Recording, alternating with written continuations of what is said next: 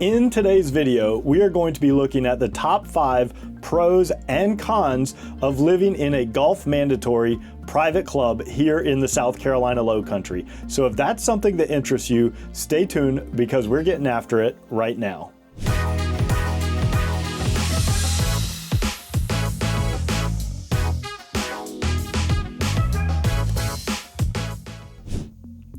Do you want to know everything there is to know about the South Carolina Lowcountry, whether it's Bluffton, Beaufort, Hilton Head Island, or Jasper County? Then subscribe below and tap that bell for notifications so you'll be the first to know about everything happening here. My name is David Simcox, host of this channel and a local real estate agent. I get calls and emails every day from people just like you and you looking to make their move here, and I absolutely love it. So whether you're moving in 3 days, 3 months, or heck, even 3 years, give me a call, send me an email, shoot me a text, or even book a Zoom call, all in the description below, so I can help you find your Lowcountry lifestyle. Now, in today's video, we are going to be looking at the pros and the cons of living in a golf mandatory private club. So you might wonder, what does that mean? So here in the South Carolina Lowcountry, we have different types of private golf clubs that have, housing developments inside them. We have golf mandatory and we have golf optional. Golf mandatory means that when you buy a house in that neighborhood, you are automatically part of the golf club.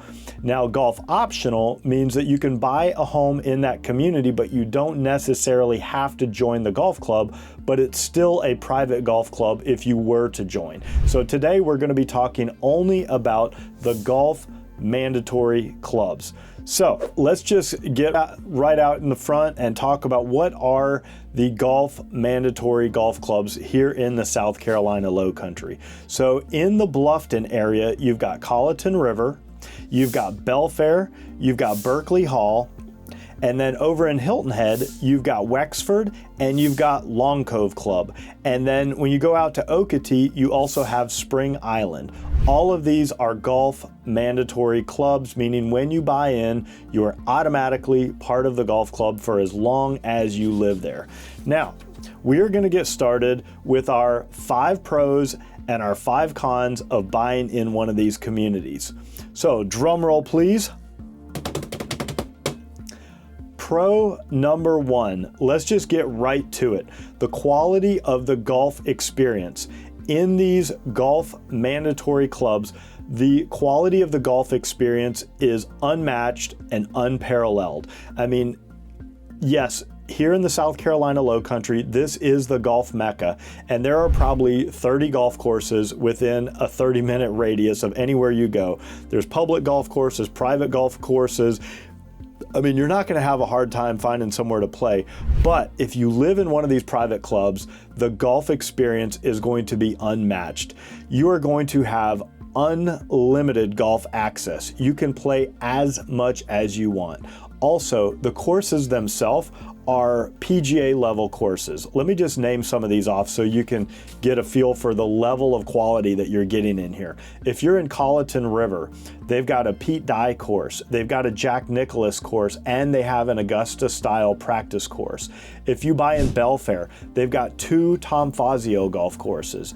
If you were to buy in Berkeley Hall, they also have 2 Tom Fazio golf courses. If you were to buy in Spring Island, they have an Arnold Palmer golf course, which I believe is the second best Arnold Palmer course ever developed. It's called Old Tabby Links. If you were to purchase in Wexford, they've got an Arnold Palmer course. If you were to buy in Long Cove, they have a Pete Dye course. So these are like really high-end PGA level courses. They also are going to make sure that you get your priority tee times. So a lot of times, if you're not in a private club, those morning tee times are going to be really challenging to get. And so you're not going to have to fight for the priority tee times. Also, as I mentioned when I was going over the golf courses, a lot of these neighborhoods have multiple golf courses. Not all of them, but a lot of them do. Like Colleton River has 2 courses. Belfair has 2 courses. Berkeley Hall has 2 courses. Spring Island only has 1, but it's incredible. Wexford has 1, and Long Cove has 1. But again, they're all incredible courses. You're also going to get really, really nice practice facilities. Like for example, Belfair has a 29-acre golf learning center that is amazing. Berkeley Hall, 30-acre learning center. Also, the pace of play at these places, there's no rush. It's a leisurely, luxurious experience. Most of them you can walk if you want to. You're not going to be rushed. You're not going to have people coming up on you. They're not going to be hitting balls into you. So it's just a really more enjoyable experience.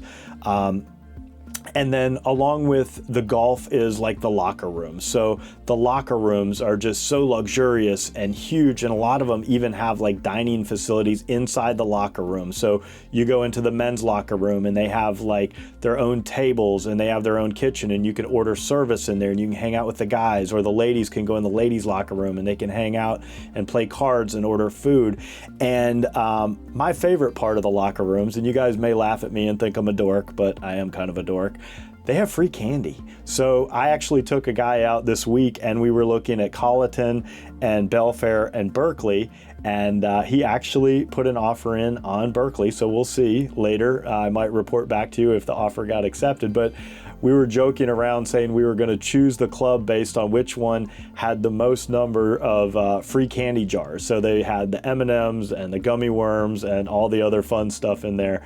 But anyway, they usually have free refreshments and snacks and candy. So I know that's kind of silly, but I thought it was pretty cool.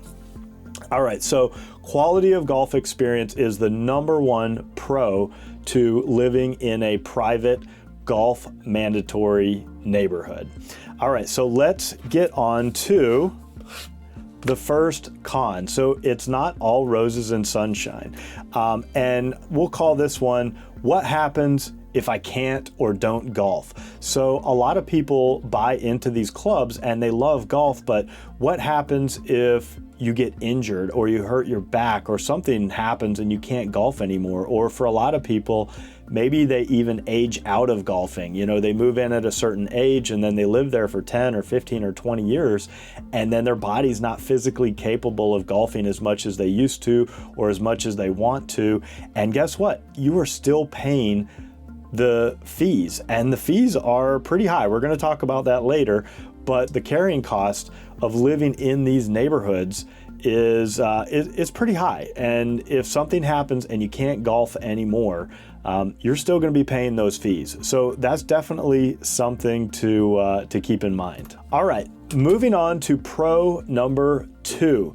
Pro number two, I would say, is luxurious homes, or even more luxurious homes. So if you have a taste for the finer things in life, or you want the highest end custom homes available in the market, most of the highest end custom homes with the luxury finishes and the high-end appliances and the built-in refrigerators and everything creme de la creme, most of these homes exist within the private golf club, golf mandatory communities.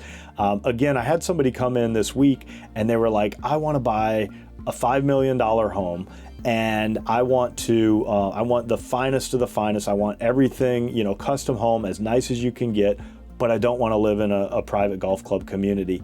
And I honestly had a hard time finding any houses for this gentleman to see. Now, I did find a few, but it was just a handful out on Hilton Head Island that weren't in a golf mandatory club. So if you really want to live in a super high-end home, a extremely luxurious home here in the South Carolina Lowcountry, the odds are that those particular types of homes are going to be located within the gates of these private golf mandatory private clubs. So just something to think about.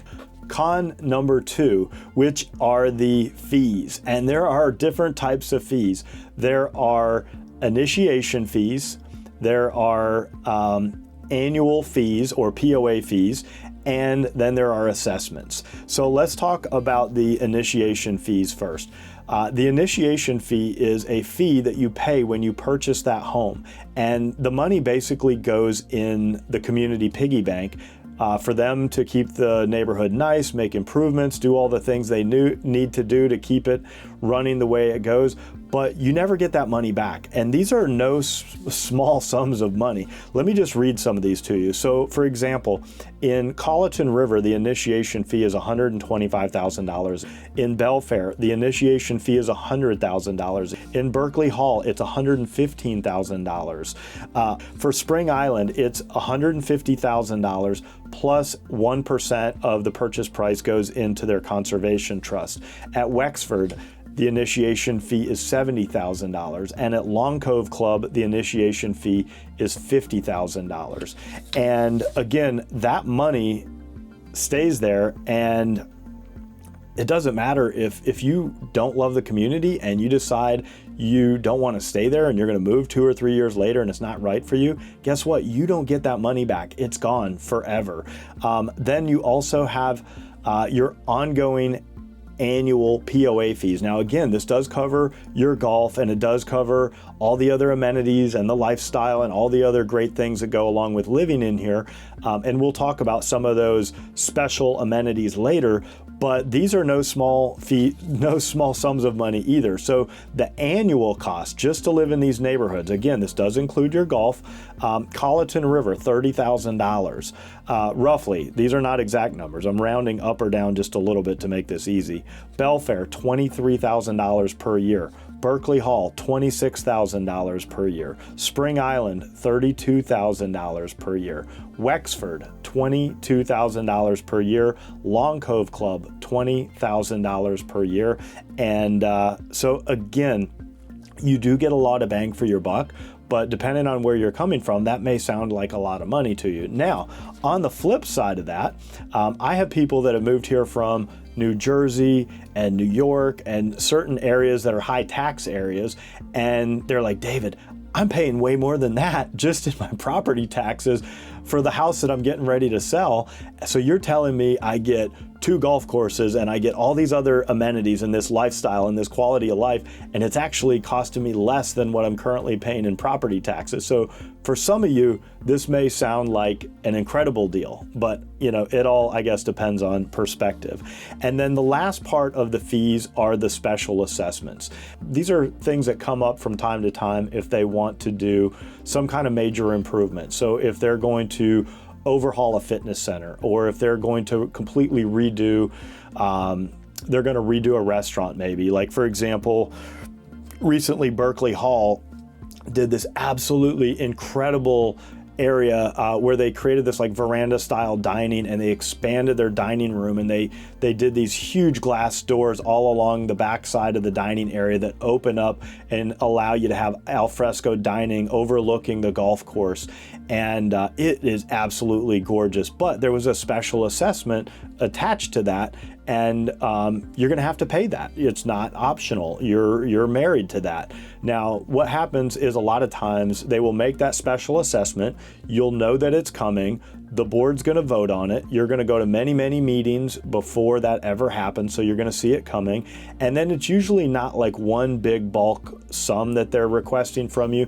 They'll usually spread it out over multiple years. And in a lot of cases, that assessment runs with the property. So if you paid a portion of it and then you sold your property, the remaining balance of that assessment is going to be on the next buyer, whoever buys your property. So it may only be like, okay, a couple extra $100 a month paid over 5 years. And then again, if you do sell, it would be on the next person. But again, those assessments and those fees and those initiation fees, for some people, that is a major con. Pro number 3 for living in a private golf mandatory club is a strong sense of community. So everybody that's moving in here wants the same things.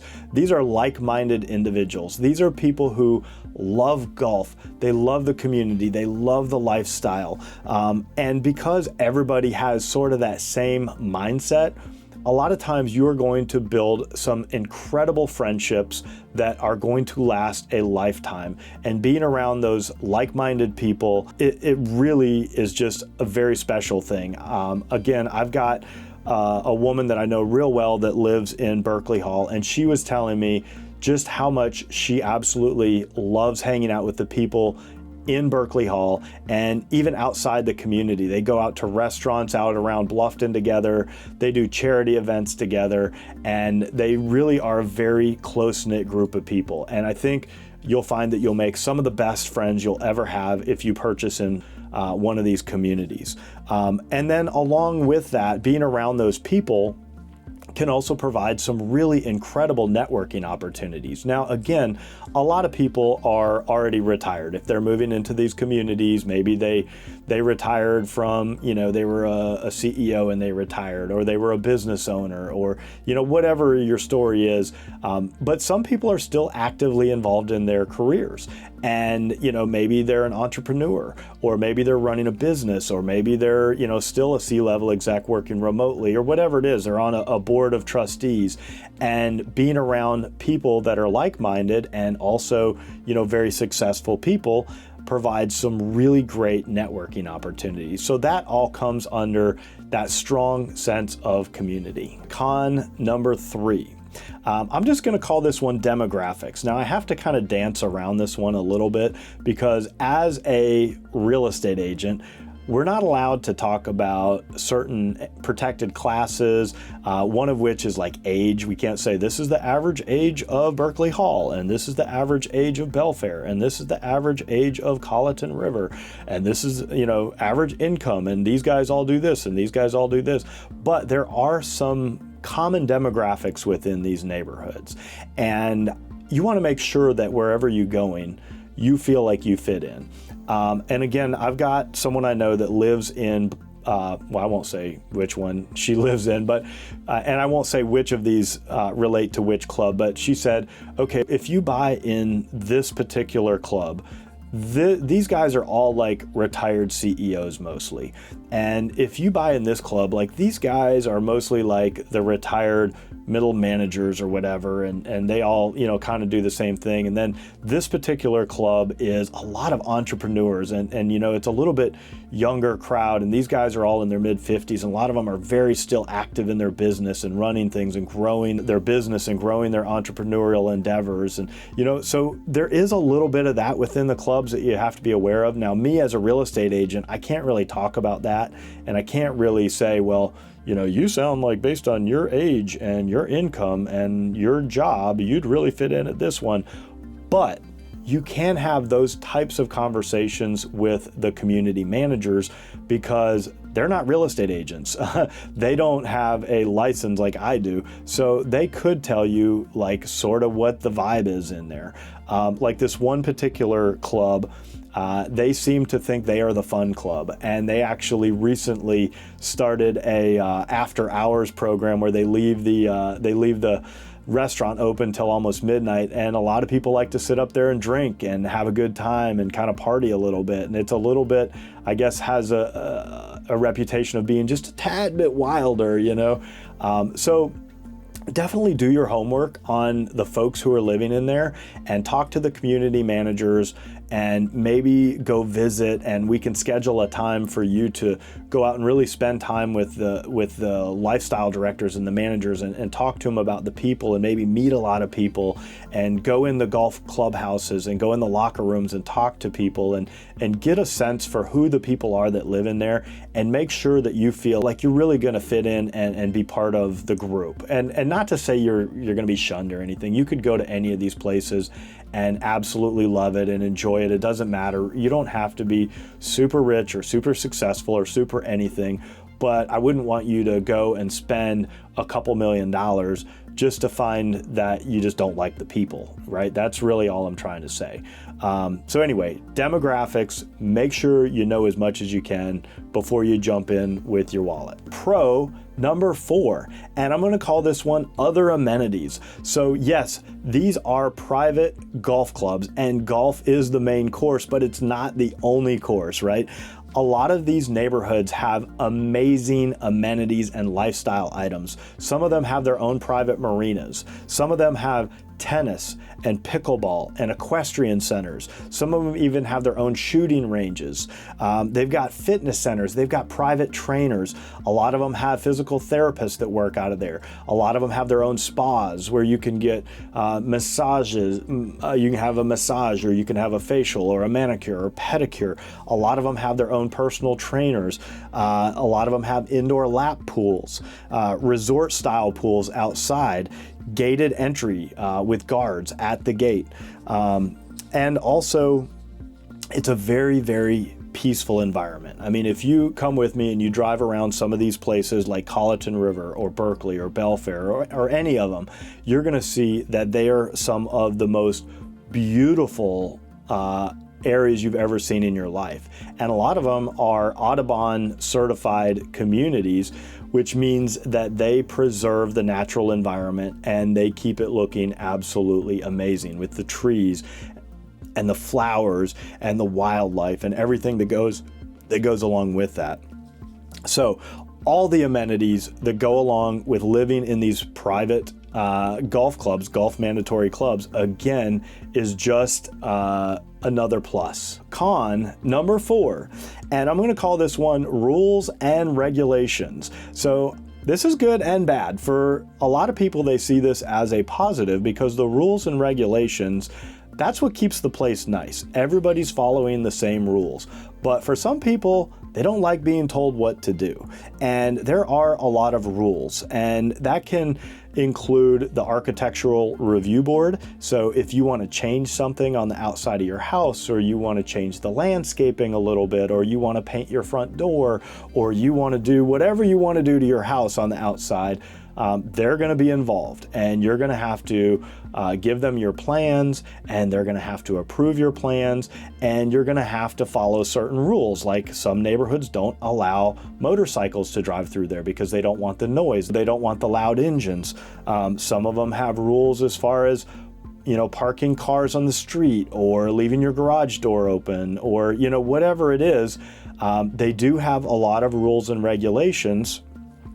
They've got their board of directors, you know, that are meeting and setting these rules and coming up with the best practices for everybody. Sometimes that can even get a little political, and people that are on the board feel like they're a little more powerful or whatever. So if you don't like rules and regulations, and if you don't want people to tell you what to do with your property, or you have a little hard time with people that get in a power position and they're asserting their power over other folks, you know, this is something to take into consideration because it is a real part of life in some of these communities. All right, and then the last pro that I want to talk about, pro number 5, is events and social life. So there is so much going on in these clubs. There are clubs within the club. So there are wine clubs, and there are book clubs, and there are card playing clubs, and there are travel clubs, and there are all these different groups that meet. There's bird clubs, there's photography clubs, there's all these different groups that you can participate in, which really gives you just more opportunity to connect with different people with shared interest on a deeper level. And then the events calendar, that's what makes it so cool. They have these lifestyle directors that their entire job is to come up with an events calendar to make sure that you're always having fun. So around all the holidays, they're going to have special parties, and they're going to have special outings, and they're going to have wine tastings, and they're going to have, you know, movie nights, and they're going to have, you know, food trucks that come in certain time, and they're going to have all these really great social events and soirees, and they're going to have fundraising events, and they're going to have charities. Most of these private clubs have their own private charitable funds that you can get involved in, and you can go to fundraisers and dress up, and so it really is great. And then of course, along with those events and social life is the fine dining. So all of these private clubs, whether it's Colleton or Belfair or Berkeley or Spring Island or Wexford or Long Cove, they all have fine dining establishments, and most of them have multiple dining establishments, like a casual dining area and the fine dining area at the clubhouse. And some of them even have like cafes down by the pool and little snack areas by the fitness center and free coffee. But again, that events and social life is absolutely key to enjoying the quality of life in these private golf mandatory clubs. Down to the last con of living in a golf mandatory private club here in the South Carolina Lowcountry. And I'm just going to call this disconnect from everyday folks. When you're living in one of these private clubs, it is a bit like living in a bubble. And I had a guy that I took out recently and he said, "David, I just don't want to live around all rich people." And not that everybody in all these clubs is rich, but he wanted to be in the town where there's a diversity of people and, lots of different folks from all different walks of life and, lots of different income and job titles and this and that, and just being able to, have a little bit more diverse tapestry or fabric of people that he's living around. And when you're living in one of these private clubs, there is a little bit a sense of living in a bubble around all these super successful people. But on the flip side of that, I just have to say that most of the people living in these clubs are some of the nicest, some of the smartest, some of the most accomplished, some of the most talented people that you'll ever meet in life. And I personally, I don't live in one of these clubs, but I would love to someday if I, get to that point in my career. I really do like surrounding myself with people that I aspire to be like. They say that you're the average of the 5 or 10 people that you spend the most time with. So there's something to be said with living in and around people that have been very successful in their careers and in their businesses. And that is typically the makeup of the folks who live in these private golf club, golf mandatory communities, because they're expensive, right? Let's just say it. But if you don't want to live in that environment and you want a little bit more diversity for the people that live around you, then take that last con into consideration. So with that being said, I hope you enjoyed hearing about my top 5 pros and cons of living in a golf mandatory private golf club here in the South Carolina Lowcountry. And again, just as a review, those private golf mandatory clubs are Colleton River, Belfair, Berkeley Hall, Spring Island, Wexford, and Long Cove Club. Now, for another video, there are other clubs that are private golf clubs where the golf is not mandatory. So I'm sure I'll be making a video about that soon. So stay tuned. We will talk about that at some point. But again, if I can help you find your own low country lifestyle, give me a call, send me an email, shoot me a text, or even book a Zoom call, all in the description below. And if you want to stay up to date with the latest and greatest happening here, be sure and like, subscribe, and tap that bell for notifications so you'll know every time I drop a new video. It's been an absolute pleasure spending time with you today, and I hope to meet you in person at some point, but if not, I will at least see you on the next video.